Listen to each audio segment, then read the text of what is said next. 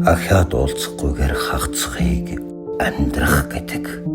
Ахаад маргаашийг хүлээхийгч амьдрах гэдэг.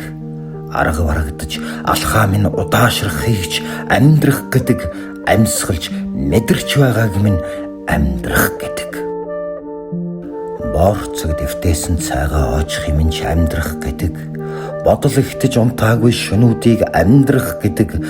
Болгондоо гэж санаашрахыг амьдрах гэдэг.